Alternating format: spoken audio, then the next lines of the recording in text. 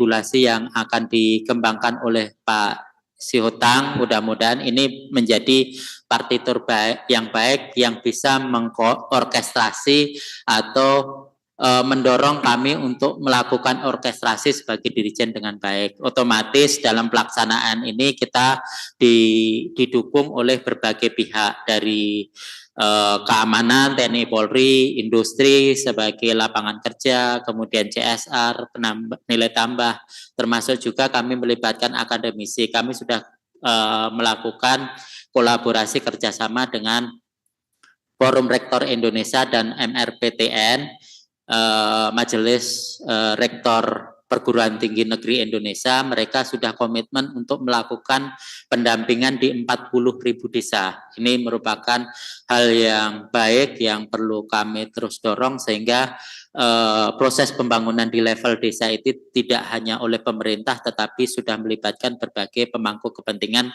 termasuk akademisi. Lanjut. Nah, terkait dengan indeks desa, ini mungkin bagian terakhir terkait dengan indeks desa sebagai indeks tunggal pembangunan desa. Lanjut.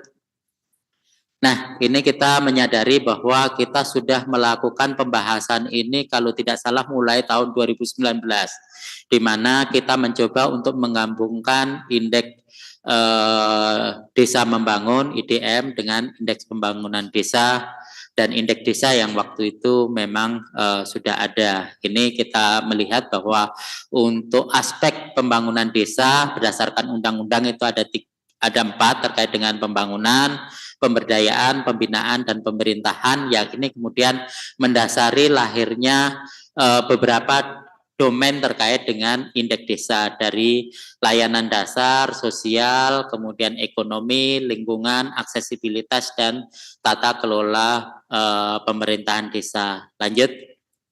Ini sebetulnya cakupan dari indikator-indikator di masing-masing domain, di mana layanan dasar itu ada 16 indikator, kemudian sosial itu 8 indikator, administrasi pemerintahan 5 indikator, lingkungan itu 4 indikator, aksesibilitas 3 indikator, dan ekonomi itu 12 indikator.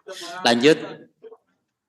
Nah, indeks desa ini memang karena kita sudah sepakati bersama, ini menjadi rujukan kita dalam perencanaan pembangunan termasuk juga indikator-indikator capaian dalam RPJMN.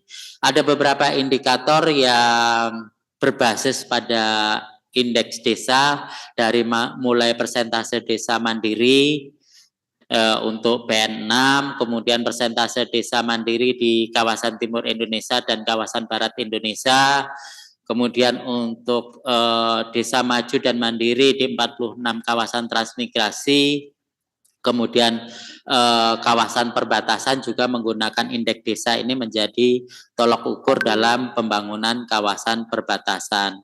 Termasuk indeks desa ini juga digunakan sebagai indikator penghitungan alokasi afirmasi dana desa setiap tahun oleh Kementerian Keuangan. Jadi memang indeks desa ini menjadi indikator berbagai capaian baik di Kementerian Desa sendiri maupun berbagai kementerian lembaga lainnya yang memanfaatkan indeks desa ini. Mungkin itu beberapa hal sebagai pematik diskusi kita